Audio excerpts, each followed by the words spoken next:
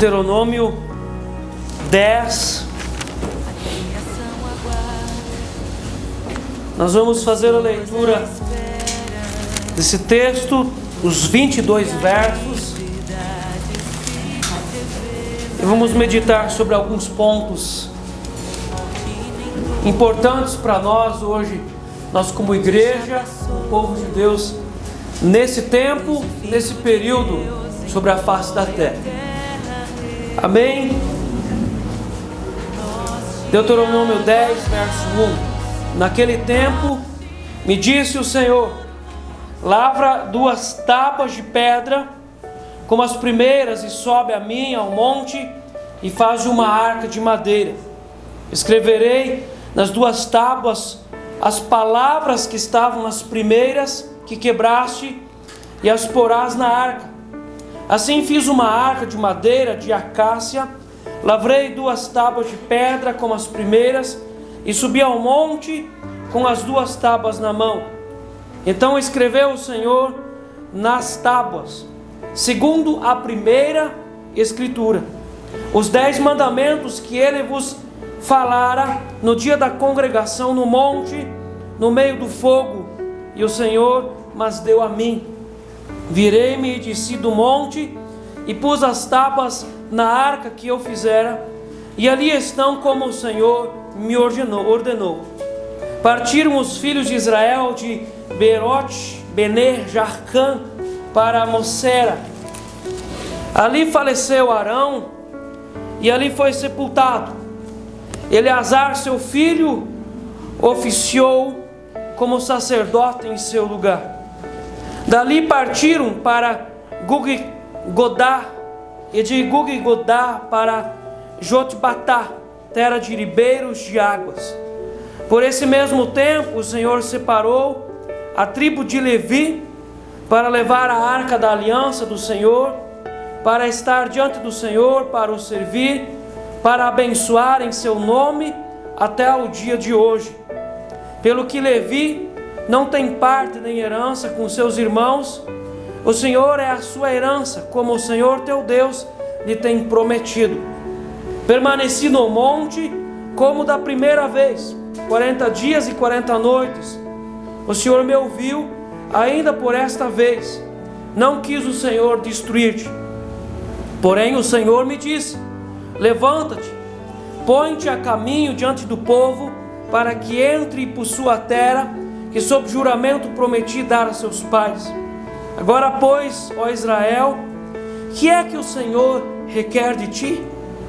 Não é que temas o Senhor teu Deus, e andes em todos os seus caminhos, e o ames, e sirvas ao Senhor teu Deus de todo o teu coração e de toda a tua alma, para guardares os mandamentos do Senhor e os seus estatutos que hoje te ordeno para o teu bem? Eis que os céus e os céus dos céus são do Senhor teu Deus, a terra e tudo o que nela há. Tão somente o Senhor se afeiçoou a teus pais para os amar, e vós outros, descendentes deles, escolheu de todos os povos, como hoje se vê. Circuncidai, pois, o vosso coração, e não mais endureceis a vossa cerviz. Pois o Senhor vosso Deus é o Deus dos deuses e o Senhor dos senhores, o Deus grande e poderoso e temível, que não faz acepção de pessoas, nem aceita suborno, que faz justiça ao órfão e à viúva, e ama o estrangeiro, dando-lhe pão e vestes. Amai, pois, o estrangeiro, porque fostes estrangeiros na terra do Egito. Ao Senhor teu Deus temerás, a Ele servirás, a Ele se chegarás, e pelo seu nome jurarás. Ele é o teu louvor e o teu Deus, que te fez essas grandes e temíveis coisas que os teus olhos têm visto. Com 70 almas teus pais desceram ao Egito, e agora o Senhor teu Deus te pôs como as estrelas dos céus em multidão. Amém? Meus irmãos, quando o apóstolo Paulo escreve à igreja dos Filipenses, aos Filipos, Filipenses 3:1, ele diz assim: a mim não me desgosta e é segurança para vós outros que eu escreva as mesmas coisas. Muito provavelmente que em todos os textos, todas as aplicações a Deuteronômio, nós vamos fazer a abertura de cada meditação falando que Deuteronômio é o texto da repetição. E todo ser humano precisa de fato que muitas vezes seja repetida a verdade, até que um filho ou uma filha sejam formadas nas coisas de casa. Essa pessoa, esse homem, essa mulher precisa dezenas de vezes ouvir conselho do pai e conselho da mãe, até que haja uma formação. Quem ingressa na escola começa a estudar matemática lá no começo, no primeiro ano, mesmo que seja de uma forma simples, e durante dezenas e centenas e até milhares de vezes, essa pessoa vai ouvir repetidamente as mesmas coisas. 1 mais 1 é 2. Até mesmo lá no doutorado, a pessoa vai ter que ouvir isso e não vai mudar essa história. Então nós estamos de novo diante do texto e nós esclarecemos outra vez que os antigos que saíram do Egito haviam falecido. Aqueles que haviam saído, aqueles que haviam visto as 10 pragas, haviam passado pelo Mar Vermelho, haviam tomado do milagre da água doce em Mara, esses haviam falecido. Muitos por causa da idade, mas também uma boa maioria por causa de juízo, por causa de rebeldia, e Deus teve que matar para frear a iniquidade. Estamos diante de uma nova geração. E essa nova geração está diante de 3 soldados antigos: Josué, Caleb e Moisés, os únicos que saíram lá do Egito, que ainda estavam vivos, ainda estavam com os olhos enxergando as coisas, ainda estavam conscientes das coisas. Os demais já tinham falecido. E essa nova geração precisava ser preparada para entrar na terra prometida. E é sempre assim que o Senhor trabalha com nós. Nós precisamos ser preparados para a próxima fase. Quem não se prepara para entrar no casamento é um forte candidato a atrapalhar tudo. O casal que não se prepara para ter um filho provavelmente vai quebrar a cabeça, porque não se preparou. Alguém que não se prepara para assumir um ministério provavelmente vai ter inúmeros problemas, um quebra-cabeça sem destrinchar, por causa que não se preparou. Alguém que quer entrar e ingressar no trabalho, no mercado de trabalho, precisa se preparar finissimamente, porque senão não vai servir para o trabalho, para a sua função. É necessário se preparar. E Deus estava preparando essa nova geração de 20 anos para baixo, para que essa geração entrasse na terra de Canaã. Era o povo de Deus. Então vem a repetição, e Moisés agora está repetindo para essa nova geração aquilo que ele já tinha visto com os antigos. Então o verso primeiro começa: naquele tempo me disse o Senhor. Ele estava contando para a nova geração aquilo que havia acontecido 40 anos passados. Naquele tempo me disse o Senhor: lavra 2 tábuas de pedra como as primeiras e sobe a mim ao monte e faz uma arca de madeira. Claro que o Moisés está repetindo aqui a história daquele capítulo da história que ele, quando voltou dos 40 dias de jejum, oração, com as 2 tábuas de pedra nas mãos, e ele vendo o primeiro carnaval do mundo, o povo dançando ao redor do bezerro de ouro e chamando ele de Elohim, ele quebrou as tábuas. E ele estava contando para essa nova geração sobre isso. Quem não aprende na primeira vez precisa repetir a tarefa. Vocês já observaram que muitas pessoas coerentemente ou frequentemente elas têm juízos sempre na mesma área da vida delas? Às vezes a pessoa trata uma área da saúde, em algum tempo depois ela precisa tratar essa mesma área. Quando nós não aprendemos a primeira vez, Deus precisa repetir a tarefa para a gente, para ver se nós vamos aprender. Então o Moisés está falando dele. Nesse verso primeiro, nós olhamos a partir do capítulo 9, e no capítulo 9 Moisés recapitula a história da rebeldia do povo. Nós estudamos isso no sábado passado, e nós falamos duramente aqui sobre a rebeldia do povo, daquele espírito de não entender a missão, de sempre estar na periferia da coisa, não pegar para valer, está sempre ali, morde, assopra. E no capítulo 9 estava essa situação, dessa aflição, da rebeldia do povo. Agora no capítulo 10, Moisés recapitula as suas dores em relação às suas rebeldias. Às vezes nós não queremos olhar as dores das nossas rebeldias. Nós contamos as injustiças que os outros nos fizeram, e nós lambemos as nossas feridas, às vezes por anos, e quanta injustiça nós recebemos. Mas o Moisés não só recapitula a injustiça recebida, mas ele recapitula as suas dores em relação às suas rebeldias. Ele também teve os seus momentos em que ele não estava muito bem. No capítulo 9, Moisés relata o sofrimento de aflição causado ao líder através do pecado do povo. E nós temos feito essa afirmação aqui. Um pastor que é pastor mesmo, de verdade, que não é o profissional da fé, não é o pastor do cenário, é o pastor de verdade, o pastor das ovelhas, é o pastor que fica aflito quando as pessoas da igreja estão em pecado. O pecado dói, e tanto quanto dói para Deus, dessa mesma forma também dói para aquele que pastoreia, assistindo aquela situação e entendendo as consequências. O Moisés olhava para o pecado das pessoas e entendia a consequência, e aquilo trazia uma aflição, um sofrimento para a alma e para o espírito daquele pastor. Mas no capítulo 10, Moisés mostra a aflição causada pela sua própria ira incontida. Por que aquele homem, por que Moisés quebrou as tábuas? Ele desejou de fato fazer um zelo, mas quando, por causa do pecado dos outros, nós quebramos as escrituras, nós não somos zelosos, nós somos pecadores.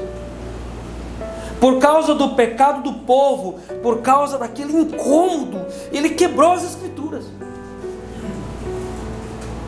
E Deus está dizendo para nós nessa noite, talvez você esteja nesse mesmo plano, que você não precisa quebrar as escrituras ou abandonar Jesus só porque alguém está tirando a tua paz. Então se acalma.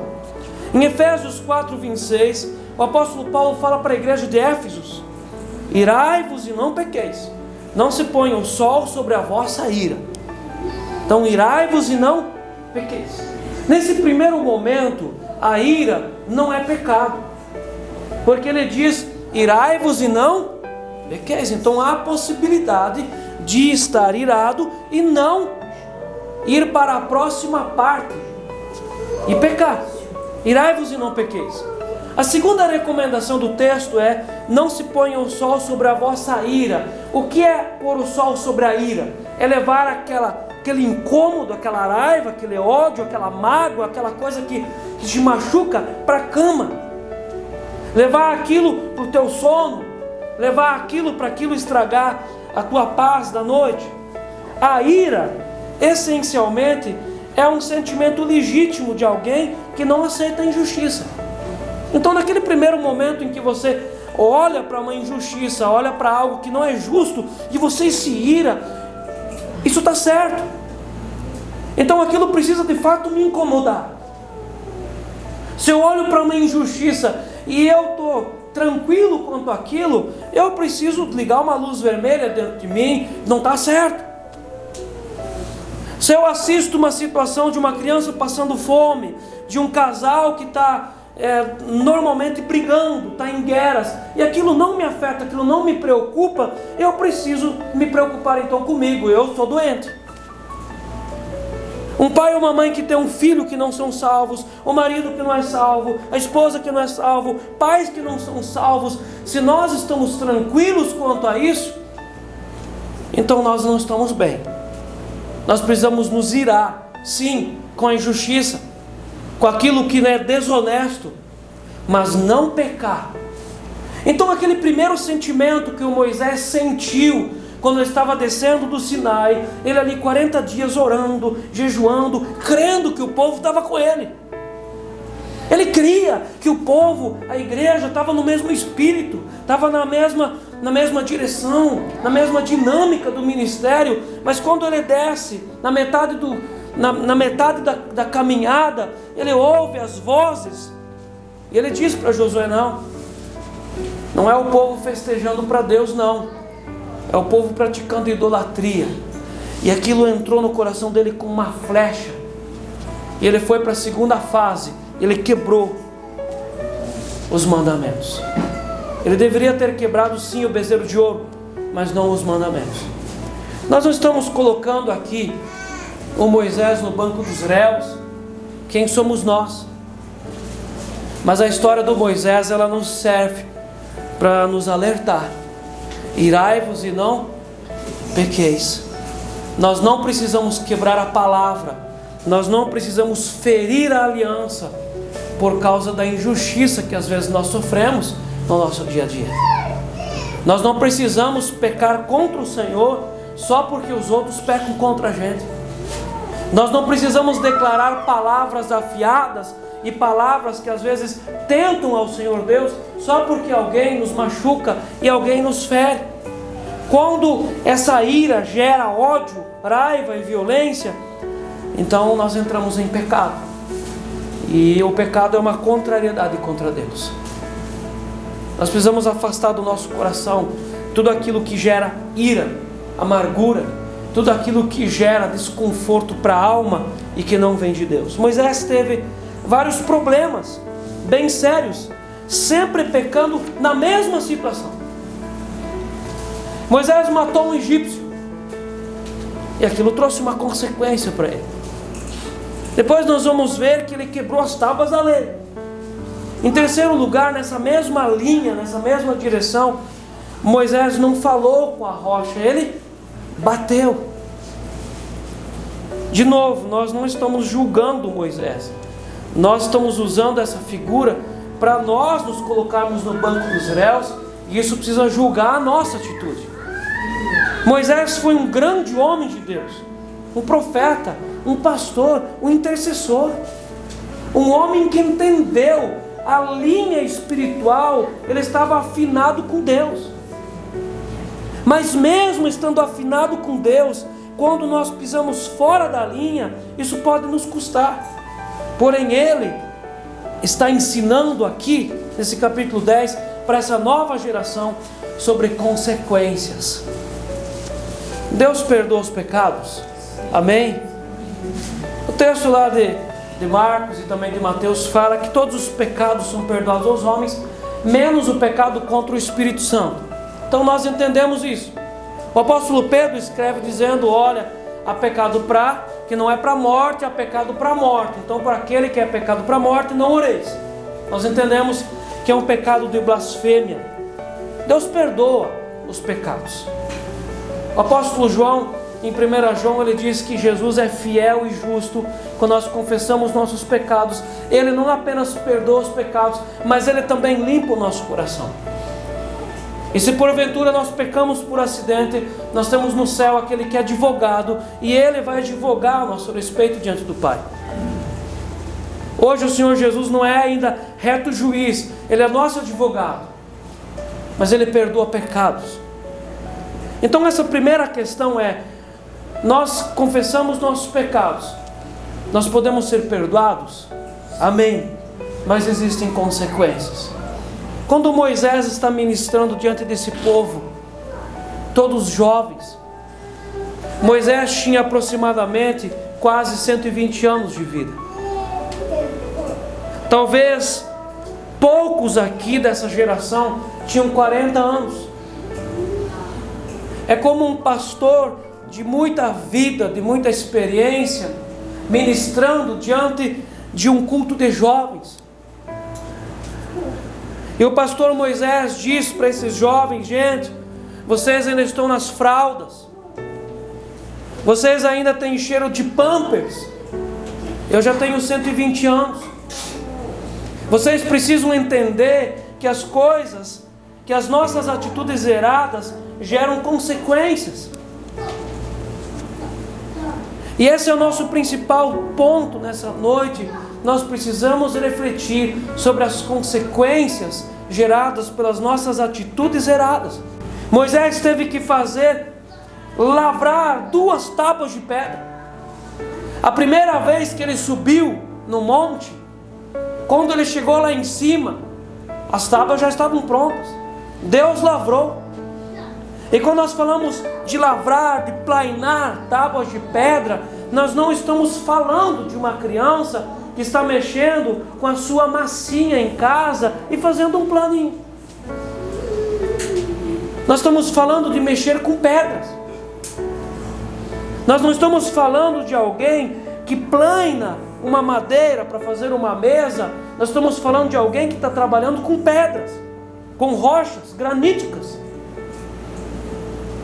E quando ele chega lá em cima, a primeira vez que ele sobe, 2.285 metros de altura, Deus já havia lavrado as primeiras tábuas de pedra e já estava esperando por Moisés. Mas como ele havia quebrado, a segunda vez que ele subiu, Deus falou para ele assim: você vai fazer as pedras e você vai levá-las lá para cima carregando, porque as nossas atitudes geram consequências. Teve que carregar as tábuas até o alto do Sinai. Meus irmãos, matar o egípcio trouxe consequência para toda a nação hebreia. Quando você lê o texto de Gênesis, quando Abraão fez aliança com Deus, naquele momento, o sacrifício, Abraão fez uma aliança. Deus dá para Abraão uma visão de futuro. E naquela visão Deus fala para Abraão que essa geração, os descendentes dele, que seriam como as areias do mar, que seriam como as estrelas do céu, a descendência dele ficaria 400 anos no Egito. E depois nós vamos ver que eles ficaram 430. A atitude do Moisés atrasou a saída do Egito. Então, pela expectativa de idade daquele período, uma nação morreu no pecado. Uma nação morreu no Egito por causa do pecado de uma pessoa. Meus irmãos, muitas vezes as pessoas não param para analisar o quanto que o pecado delas gera consequência na vida das pessoas que vivem ao redor dela. Quando nós pensamos só em nós, e aquele pecado gera algo quentinho, gostoso, está tudo bem. Às vezes as pessoas não param para analisar que o pecado dela não gera consequência apenas para ela, mas gera consequência para as pessoas ao redor dela. E às vezes falta você entender isso, para às vezes você mudar algumas das suas atitudes. Meus irmãos, quando nós começamos de nos responsabilizar com aqueles que estão ao nosso redor, com aqueles que dependem de nós, o nosso comportamento muda. Quando você só pensa em você, você faz um monte de coisa, você peca contra Deus, contra você, contra o próximo, e você não liga para a consequência. Mas as nossas atitudes pecaminosas geram consequências para outras pessoas. Esse é o tema que Moisés quer passar para essa nova geração. Quebrar os mandamentos trouxe atraso de vida para Moisés. Atraso de vida. Você sabia que o pecado atrasa a vida para você? Atrasa a vida. Há coisas que atrasam a revelação de Deus sobre a sua vida. Atrasa. Então às vezes as pessoas andam em pecado, mas a análise que elas fazem é: não, mas está indo tudo bem. Está indo bem, Deus está abençoando. Nós não estamos discutindo bênçãos. Os ímpios também são abençoados. Mas você faz ideia do quanto que isso atrasa a tua vida e aquilo que Deus vai fazer através de você? Quando nós olhamos para a história do João Batista, o João Batista era um cara bem esquisito. Se isolou no deserto, filho de sacerdotes. Quando era o tempo, quando o relógio do céu bateu, o João Batista estava pronto. João Batista não estava enfiado na religião da época, perdendo o seu tempo. Mas o João Batista estava esperando Deus o chamar, e quando ele foi chamado, estava pronto. A atitude do João Batista foi uma atitude correta, porque muitos foram salvos no tempo certo. Se esse homem estivesse envolvido nas suas coisas, ele atrasaria também a obra de Jesus. Mas quando estava na hora certa, o João Batista disse: estou aqui. Ele começou o ministério. Você consegue entender que quebrar os mandamentos trouxe atraso de vida para Moisés? Bater na rocha deixou Moisés fora de Canaã. A rebeldia de Paulo lhe trouxe sérios problemas de espinho na carne. Muitas vezes nós olhamos para Paulo e nós queremos tapar aqueles períodos de vácuo na história dele. Paulo era um grande apóstolo, foi um grande fariseu, um grande teólogo, mas poucas vezes nós lembramos que esse homem, depois de convertido, passou 12 anos de processo até que alguém creu nele. Esse homem que foi um grande homem, passou a vida dele toda com espinho na carne. O texto diz que ele por 3 vezes pediu para Deus tirar o espinho na carne, e Deus não tirou. Então existem muitas perguntas: o que tenha sido esse espinho na carne? Eu creio que o espinho na carne foi a consciência do Paulo, falando para ele inúmeras vezes, a consciência trazendo à luz as inúmeras famílias que ele dava voto de matar. E ele foi atormentado até os últimos dias da sua vida por causa da consciência que era um espinho na carne. Teve consequências. Meus irmãos, a negação de Pedro lhe trouxe morte de cruz. Lá em João 21, quando Jesus restaura o ministério de Pedro, logo depois Jesus diz a morte que ele teria que morrer, e morte de cruz, e ele foi crucificado de ponta cabeça. A falsidade de Ananias e Safira lhe rendeu o inferno, porque Deus matou eles. Consequência. E nós estamos enfiados no meio de uma geração, a geração do videogame, do joguinho de celular, que quando não dá certo você começa de novo. Então as pessoas acham que a vida dá para começar de novo. Muitas coisas não dá para começar de novo. O tempo passa, os anos se vão. Existem coisas que são para a nossa juventude, existem coisas que são para o nosso período adulto, existem coisas que são o período de infantil da criança, e que se você não pega aquilo no tempo certo, passa. Então vamos nos ligar nas coisas.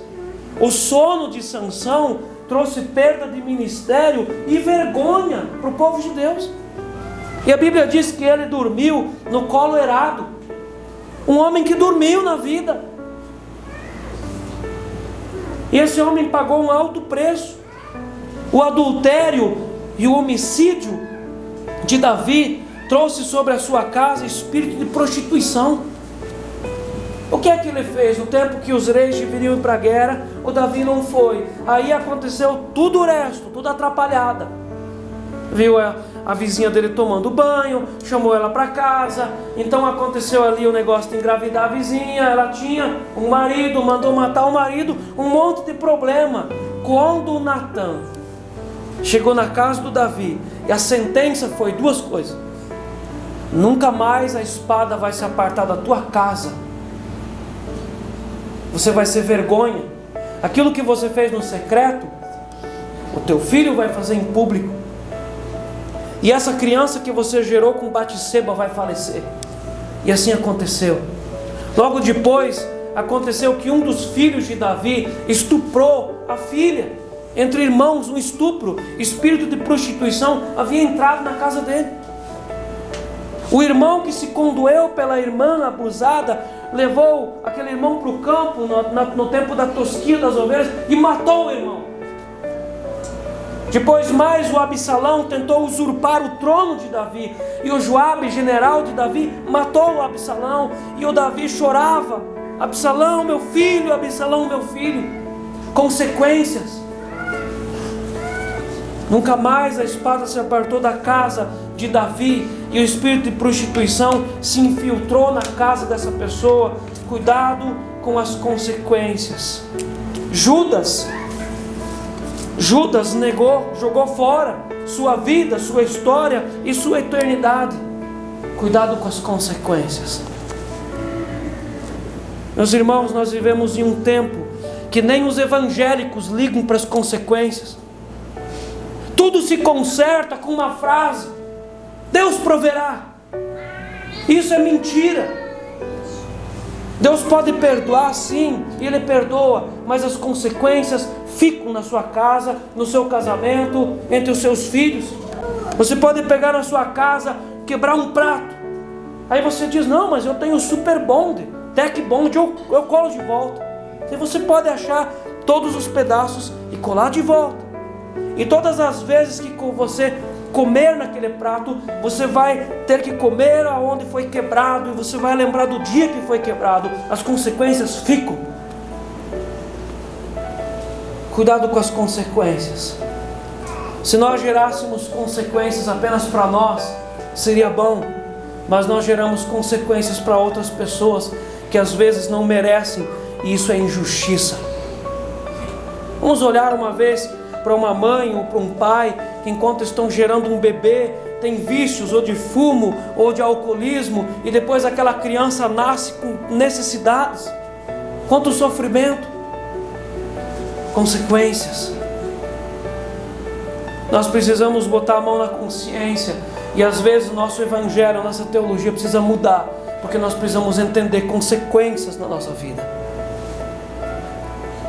E o Moisés escreve, ou dá essa lição, verso 2: escreverei duas tábuas, as palavras que estavam nas primeiras, que quebraste, as porás na arca. Assim fez uma arca de madeira de acácia.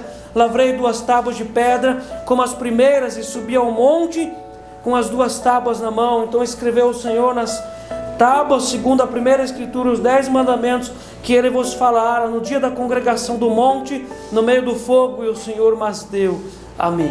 Consequências.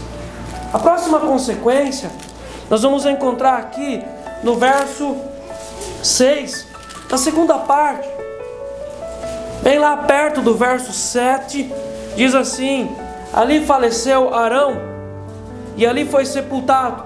Eleazar, seu filho, oficiou como sacerdote em seu lugar. Você lembra que 2 dos filhos do Arão levaram fogo estranho sobre o altar?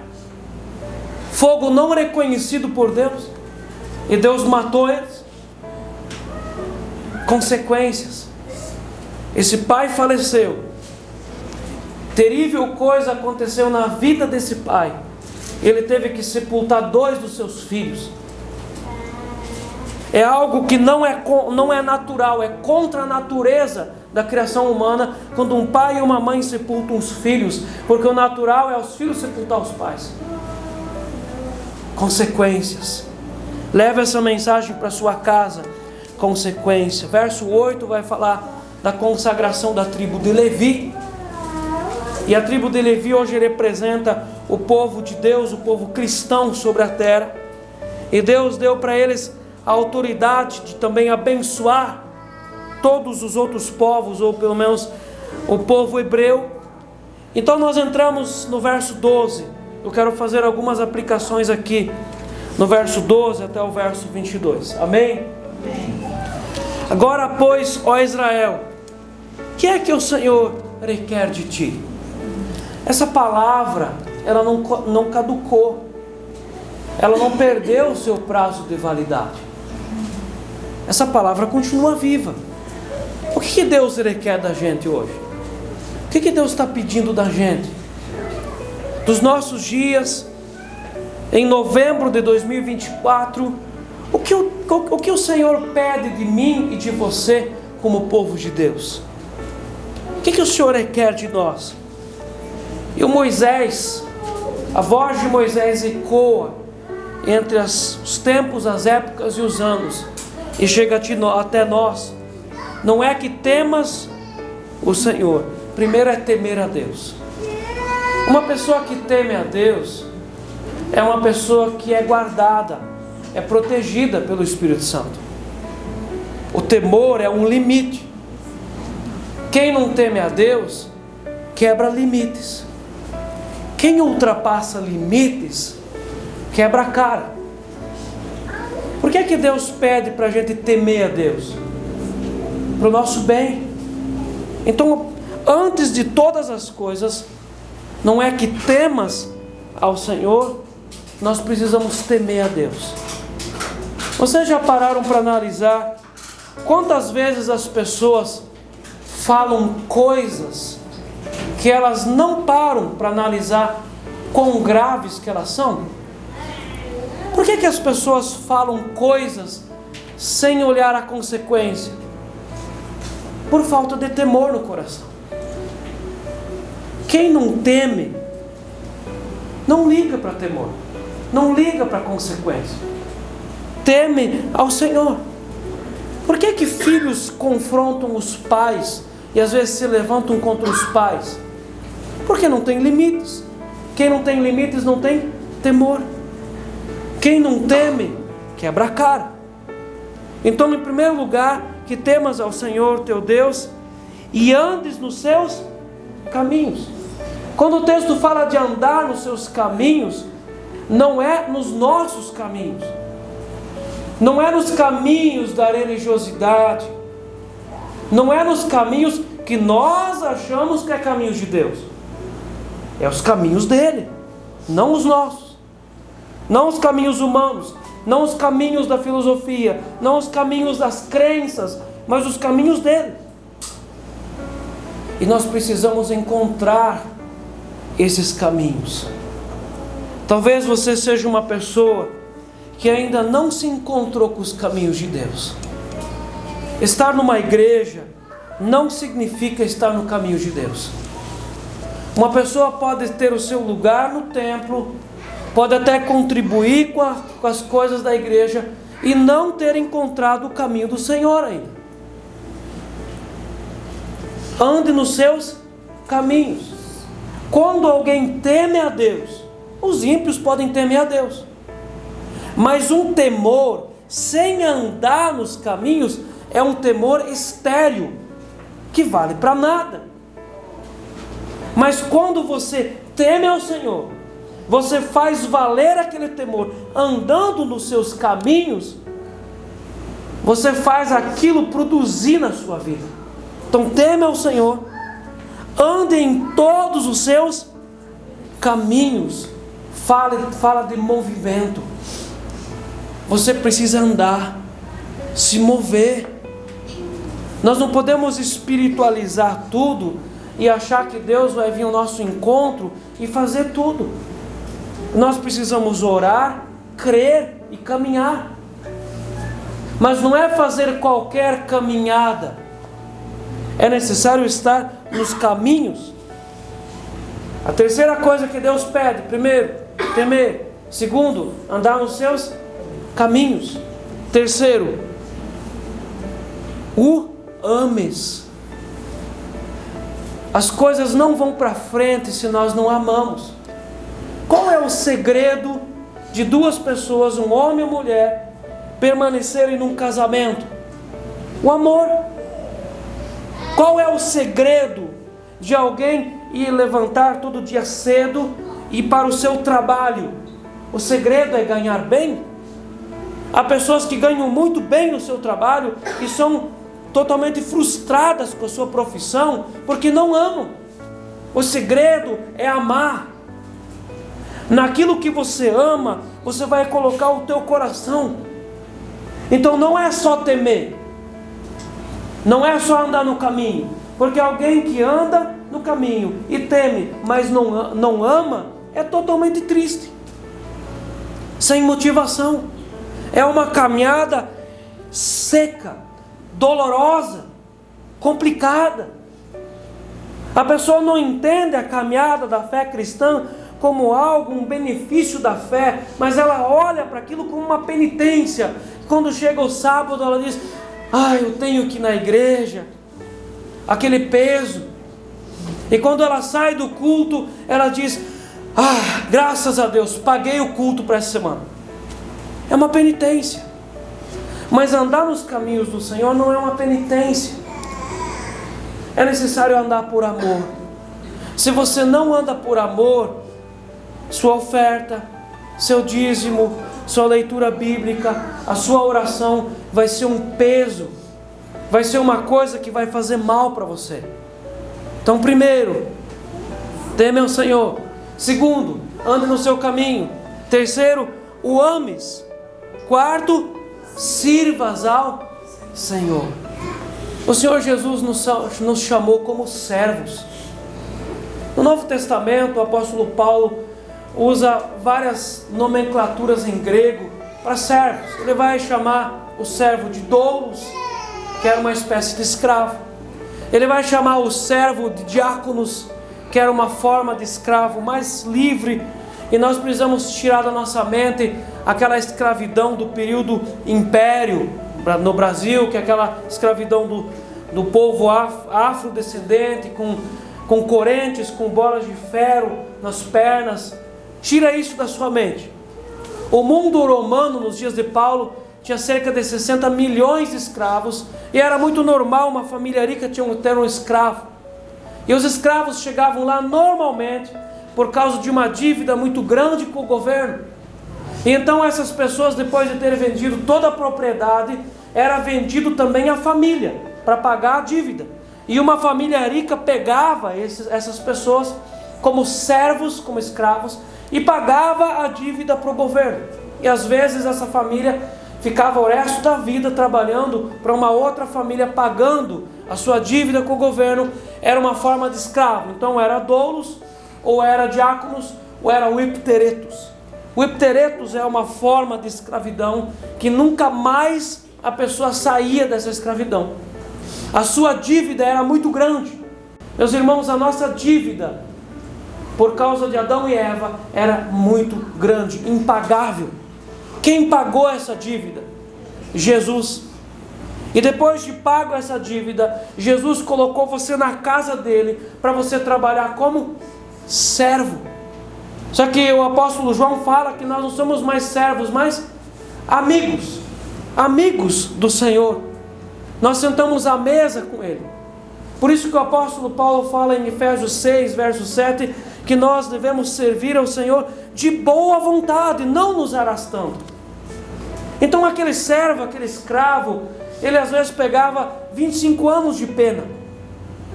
Então ele que escolhia se ele pagaria esses 25 anos de pena se arrastando, fazendo de má vontade, ou fazendo de boa vontade e tendo o favor do seu patrão.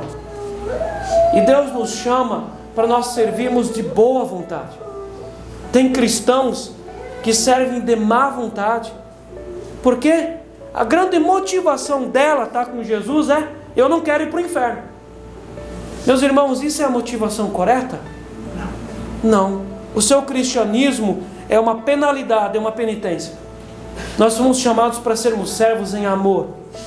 Tema a Deus, ande nos seus caminhos, ame-o e sirva-os ao Senhor teu Deus de todo o teu coração. Eu sempre faço essa pergunta. A palavra todo, transformado em números de porcentagem, ela é quanto? 100%. De todo o teu coração e de toda a tua alma. Sirva ao Senhor. No verso 13, há um propósito desses 4 pontos: para guardares os mandamentos do Senhor e os seus estatutos, que hoje te ordeno para o teu para o teu bem. Deus tem boa vontade comigo e com você, para o teu bem. Às vezes as pessoas nunca tiveram uma experiência com Jesus e já dizem que não é boa.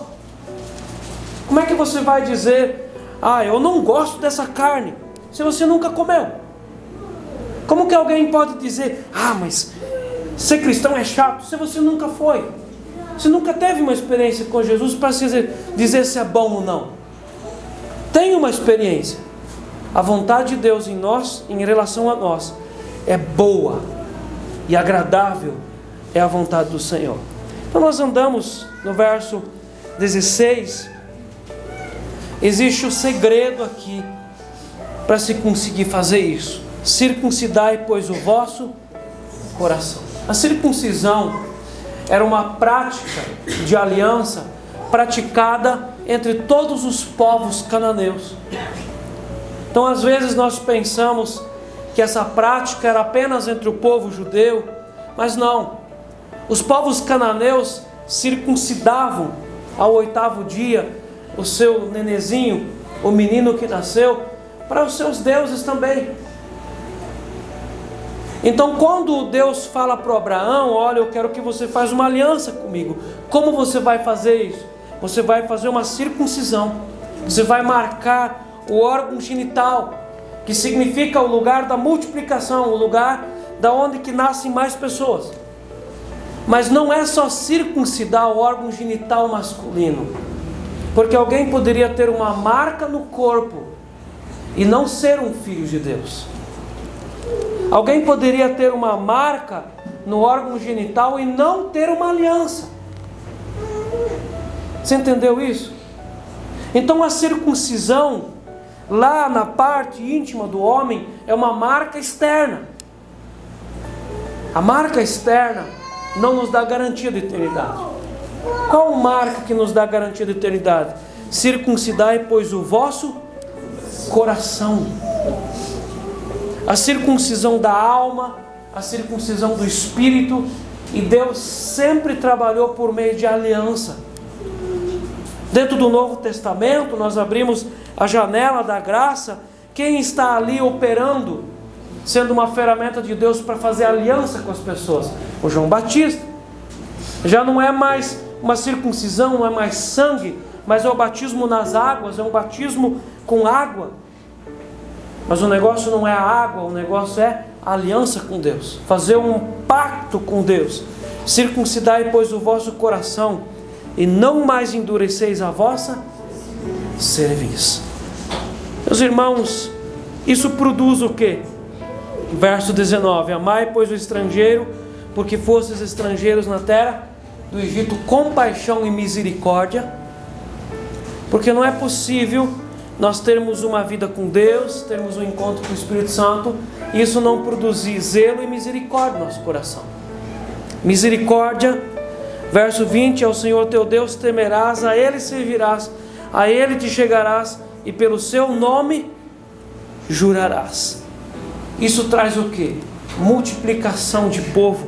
Verso 22: com 70 almas teus pais desceram ao Egito, e agora o Senhor teu Deus te pôs como as estrelas dos céus em multidão. O projeto de Deus é a multiplicação do seu povo. No Antigo Testamento, o povo de Deus se multiplicava por procriação. No Novo Testamento, se multiplica por conversão. Como o povo de Deus se multiplica sobre a terra hoje? Recebendo a aliança do sangue de Jesus. No Antigo Testamento, sacerdote era aquele que nascia da tribo de Levi, e o pai dele tinha sido sacerdote, então ele poderia ser candidato ao sacerdócio. No Novo Testamento, sacerdote do reino de Deus são todos aqueles que são filhos pela fé do sumo sacerdote Jesus Cristo. E nós precisamos entender que o projeto de Deus para o seu povo é a multiplicação, não por uma circuncisão no corpo, mas por uma circuncisão no coração. Amém? Amém. Por um lado, nós vemos as consequências das atitudes erradas de um homem. Por outro lado, nós vemos a graça das atitudes corretas de Deus. Deus não comete erros. Deus é perfeito. Deus é santo. E Deus tem um plano agradável e justo para a nossa vida. Amém. Você pode fechar os teus olhos. Amém. Amém. E naquilo que o Senhor ministrou ao seu coração, nós vamos orar em nome de Jesus. Pai, bendito é o Senhor. E eu continuo engrandecendo o teu nome, enaltecendo a tua graça, enaltecendo a tua glória, a tua plenitude. Obrigado, Senhor. Que a tua graça e a tua misericórdia são colocados sobre todos aqueles que ouvem a tua palavra e buscam a tua presença no Espírito. Seu Deus, obrigado, Pai, pela tua palavra nessa noite. E eu sei que o Senhor tem ministrado o coração de muitos aqui ao entendimento verdadeiro da tua palavra, de temer, de andar no teu caminho, de amar, de servir, de andar na tua presença de todo o coração e de toda a alma. Em nome de Jesus, Senhor Deus, fortaleça, Senhor Deus, a nossa casa, fortalece, Senhor Deus, a nossa vida, para que cada um consiga encontrar em Cristo os teus caminhos. Em nome de Jesus, amém. Amém. Amém.